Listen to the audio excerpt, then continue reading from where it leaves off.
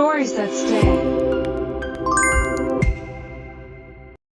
प्यार की अनकही दास्तान। रिमझिम बारिश की फुहारें शहर की सड़कों को चूम रही थीं। एक हल्की ठंडक और नमी का एहसास हर सांस में घुला था। शहर के पुराने हिस्से में एक छोटा सा कैफे था, जिसका नाम था कैफे मुस्कान। शायद इसलिए कि जो भी वहां आता वो एक मुस्कान के साथ लौटता। कैफे के कोने की खिड़की के पास बैठी थी सिया, किताबों में खोई, कॉफी के कप में डूबी हुई, लेकिन उसकी आंखों में कोई कहानी बसी थी। वो कहानी जो शब्दों में नहीं, खामोशियों में छुपी थी। वहीं दूसरी ओर बारिश से बचने के लिए भागते हुए अंदर आया अर्जुन, बेपरवाह, चुलबुला और हर लम्हे को खुलकर जीने वाला लड़का। उसकी नजर जैसे ही सिया पर पड़ी, वक्त थम सा गया। उसे लगा जैसे किसी अधूरी किताब का पहला पन्ना उसके सामने खुल गया हो। अर्जुन धीमे कदमों से उसके पास गया और मुस्कुराकर बोला, माफ करना, लेकिन तुम्हारी खामोशी से लग रहा है कि तुमसे बात करना जरूरी हो गया है। सिया ने चौंक कर उसकी ओर देखा। कुछ कहने ही वाली थी, पर खुद को रोक लिया। फिर धीमी आवाज में बोली, कभी कभी खामोशी ही सबसे बड़ी कहानी कह देती है। उस दिन की वो मुलाकात कई मुलाकातों की शुरुआत बन गई। सिया और अर्जुन की दोस्ती दिन ब दिन गहराती चली गई। अर्जुन की बातें, उसकी मासूम सी हंसी, सिया के उदास मन में नई रोशनी भरने लगी। लेकिन अर्जुन को हमेशा लगता था कि सिया कुछ छुपा रही है, कोई ऐसा राज जो उसे अंदर ही अंदर तोड़ रहा है। एक दिन अर्जुन ने झील के किनारे बैठे हुए उससे पूछा, तुम्हारी आंखों में इतनी उदासी क्यों है सिया? क्या मैं जान सकता हूं?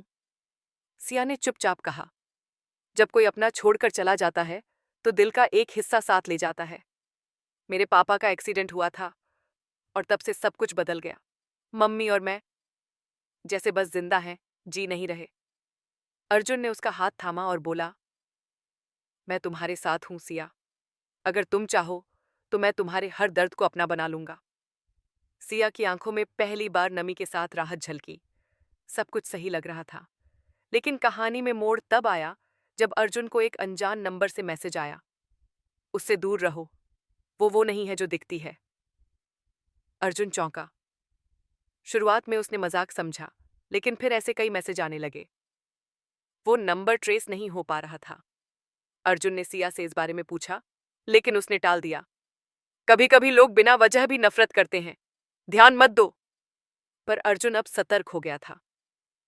एक दिन उसने सिया का पीछा किया और देखा कि वो किसी सुनसान गली में एक आदमी से मिल रही है।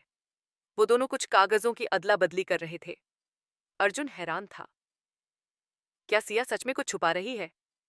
अर्जुन ने उस आदमी का पीछा किया, लेकिन वो भीड़ में गुम हो गया। अगले दिन अर्जुन ने सिया से सीधे पूछा, सिया, तुम कल रात उस आदमी से क्यों मिली थी? सिया का चेहरा उतर गया। उसने कहा, ये वो राज है जो मैं किसी से बांटना नहीं चाहती थी, लेकिन शायद अब वक्त आ गया है। सिया ने बताया कि वो आदमी उसका चाचा था। पापा के मौत के बाद घर और प्रॉपर्टी के मामले में बहुत कुछ गलत हुआ था। मम्मी को ब्लैकमेल किया जा रहा था। वो कागज दरअसल एक लीगल केस से जुड़े दस्तावेज थे। मैं चाहती थी कि तुम्हें कभी इसमें शामिल न करूं अर्जुन, सिया बोली, पर अब सब कुछ सामने है। इन सब के बीच सिया की मां का सरकारी ट्रांसफर हो गया।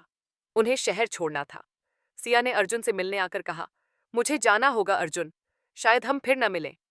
अर्जुन ने उसका हाथ पकड़ा और बोला, अगर हमारी कहानी सच्ची है तो वक्त चाहे जितना भी लगे, हम फिर मिलेंगे।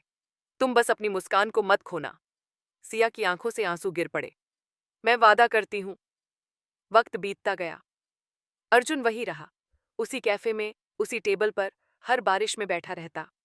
उसे सिया की यादें, उसकी हंसी, उसकी खामोशी सब याद आती थीं। सिया की तरफ से कोई खबर नहीं आई। अर्जुन ने कई बार मेल और मैसेज किए, लेकिन जवाब नहीं मिला। एक दिन अर्जुन को एक डाक मिली।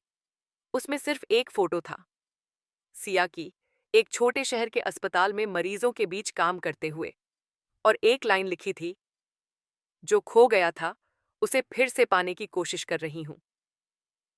अर्जुन ने इंटरनेट पर उस अस्पताल का नाम खोजा और वहां कॉल किया। जवाब मिला, यहां कोई सिया नहीं है, पर कुछ महीने पहले एक लड़की थी जिसने यहां वॉलंटियर किया था। नाम नहीं बताया, लेकिन लोगों को ठीक करने की लगन थी उसके भीतर। अर्जुन फिर से बेचैन हो गया। फिर एक दिन शहर के उसी कैफे में बैठा हुआ वो बारिश को निहार रहा था।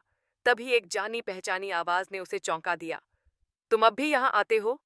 वो पल थम गया। अर्जुन ने मुड़कर देखा। सामने सिया खड़ी थी, वही आंखें, पर अब उनमें नमी नहीं बल्कि उम्मीद थी। तुम वापस आ गई? अर्जुन की आवाज में कंपन था। सिया मुस्कुराई। मैंने वादा किया था ना, अपनी मुस्कान कभी नहीं खोऊंगी, और मुझे एहसास हुआ कि मेरी मुस्कान सिर्फ तुम्हारे साथ पूरी होती है।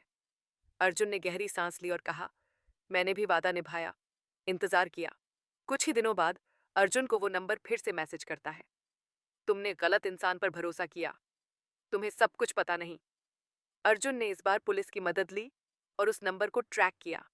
पता चला कि वो नंबर सिया के पुराने चाचा का था, जिसने उसके पापा की प्रॉपर्टी हड़पने की कोशिश की थी। और जो सबसे चौंकाने वाली बात थी, उसने ही एक्सीडेंट को अंजाम दिया था, जिससे सिया के पापा की मौत हुई थी। सिया को यह सुनते ही सदमा लगा, पर उसने खुद को संभाला।